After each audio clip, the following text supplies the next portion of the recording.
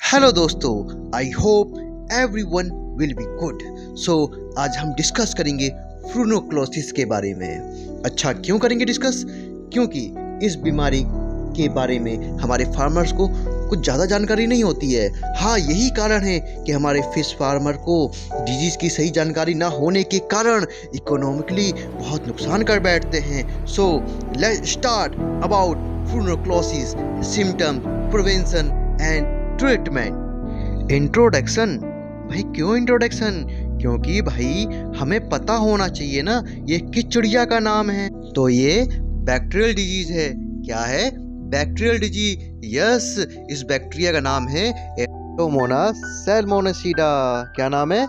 Aeromonas सैल्मोनेसिडा। ये मछलियों के बॉडी पर घाव या फोड़ा बना देता है। क्या बना देता है? फोड़ा। जैसे हम इस फोटो में देख रहे हैं, देखो देखो ये दिख रहा, ये है घाव। अब हम देखते हैं ये बैक्टीरिया दिखते कैसे हैं। ये जब 24 घंटे गुजर जाते हैं तो उसके पिन पॉइंट जैसे दिखते हैं। कैसे दिखते हैं? पिन पॉइंट जैसे कि सुई की नोक ऐसे दिखते हैं। और फिर धीरे धीरे जब टाइम गुजरता रहता है, फिर 48 आवर गुजर जाते हैं। इसके बाद इनकी जो कॉलोनी होती है, मतलब जो गुच्छा होता है या जो ग्रुप होता है, वो ब्राउन जैसे दिखते हैं। कैसे दिखते हैं? ब्राउन जैसे, ऐसे दिखते हैं जैसे नीचे दिखा रखा है। कॉजेज, कारण। अब ये होते क्यों हैं? नहीं, ये होते नहीं हैं, हम इनको बुलाते हैं। कैसे? देखो, पुअर क्वालिटी। किसकी? Poor quality of water. यार, हम सबको तो साफ पानी चाहिए होता है, लेकिन इनको पानी का हम ध्यान ही नहीं देते। तो गंदा पानी करके हम बैक्टीरिया को रहने के लिए जगह देते हैं। आओ और रहो, बढ़ो, खाओ पियो, मजे करो। फिर उसके बाद पानी का टेम्परेचर, इस पर तो हम बिल्कुल भी ध्यान नहीं देते हैं। लेकिन दोस्तों, बैक्टीरिया का ध्यान जरूर जाता है, उनको तो मजा आ जाता है। हाँ दोस्तों, मजा आ जाता है। तीसरा कारण। और तीसरा, इम्प्रॉपर न्यूट्रिशन। हम सब अपने खाने पर तो बहुत ध्यान देते हैं, लेकिन अपनी मछली का हम देते ही नहीं है। क्यों? क्योंकि वो तो आपको अपनी फीलिंग बता नहीं सकती, और उनको खराब लगे या अच्छा, हमें जो अच्छा लगता है हम उनको खिला देते हैं। आप ध्यान ही नहीं देते कि उसमें न्यूट्रिशन कितना है, प्रोटीन कितना है, जो फीड मिला खिला रहे हैं, वो एक्सपायर तो नहीं है। जब खुद पर बात आती है तो हम खुद के लिए सामान लेते हैं तो एक्सपायर डेट देखते हैं, लेकिन इनके लिए नहीं।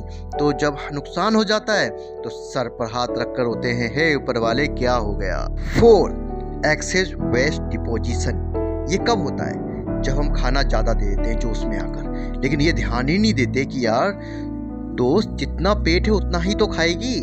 फिर क्या होता है? फीड बच जाता है और बॉटम में जाकर डिकम्पोस्ट हो जाता है और इनके बॉडी पर जमा हो जाता है, जिसे धीरे धीरे उस एरिया में हमारे मेहमान बैक्टीरिया आते हैं और उसकी बॉडी पर जमा होकर मजे करते हैं और एक घाव प्यारा सा बना देते हैं। Symptoms, disease sign at the farm, tank और पॉन्ड लेवल। अब हमें पता कैसे लगाए कि फ्रूनोक्लोसिस बैक्टीरिया आ गए? उसको हम कुछ सिम्टम्स को देखना पड़ेगा। देखना नहीं, पहचानना भी पड़ेगा। जैसे सडनली हमारे तालाब में मछली का मरना। वैसे कई बार तो हमें यंग फिश में सिम्टम दिखते ही नहीं है, लेकिन अगर किसी फिश का कोई गहरा घाव हो गया हो और कुछ ही दिनों में डेथ होने लगे, मोर्टिलिटी इंक्रीज हो, खाना कम खा रही हो और मरने से पहले पानी में ऊंची छलांग लगा रही हो, तो समझ जाइए आ गई बीमारी। Pathological sign. अगर आपको फिर भी इस बीमारी के बारे में समझ नहीं आ रहा है तो थोड़ा पैथोलॉजिकल साइन भी देख लेते हैं। इसमें कैसे पता चलेगा कि ये बीमारी आ गई है? इसमें कैसे पता चलेगा कि बीमारी आ गई है? उनके मसल्स पे फोड़े हो जाएंगे, स्किन, माउथ में या फिन में, मतलब पंख में ब्लड निकल रहा हो तो भी सावधान हो जाओ। उनके इंटरनल पार्ट से ब्लड आ रहा हो या बॉडी काली हो गई हो, गिल पीले हो गए हो, बिना किसी सिम्टम्स के फिश मरने लग जाए, तो समझ जाओ दोस्तों, इशारा काफ़ी है। ट्रीटमेंट। अगर आपको कुछ पता ना चले और बीमारी आ जाए तो क्या करें? पहले तो आपको सावधान रहना पड़ेगा ना कि बीमारी ना है, फिर भी बीमारी हो जाए तो बाबा फिर तो उनका इलाज करना ही पड़ेगा।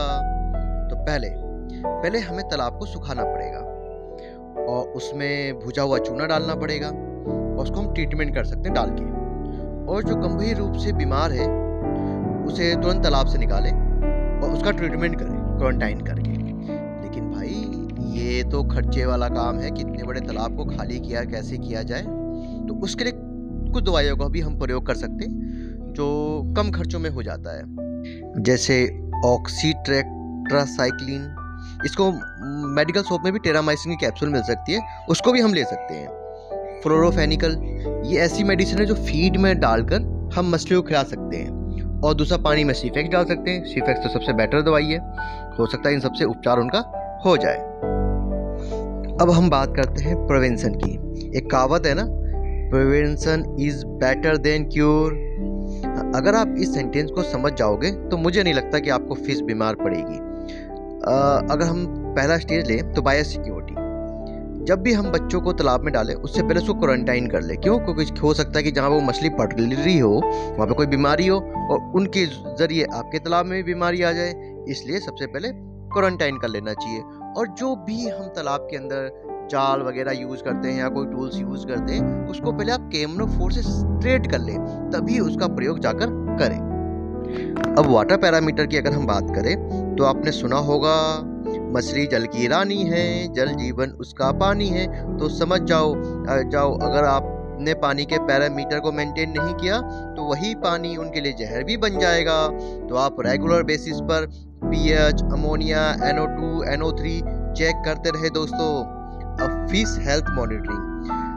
आप मछलियों को खाना खिलाते समय जब आप आ जाए तो उनको ध्यान से देखो कहाँ है मछलियाँ। और मछली को अगर रोज सुबह शाम आप खाते टाइम उन पर ध्यान दो ना, तो मुझे नहीं लगता कि उनको कोई बीमारी हो सकती, क्योंकि उससे पहले आप तुरंत कोई ना कोई क्योर कर लोगे।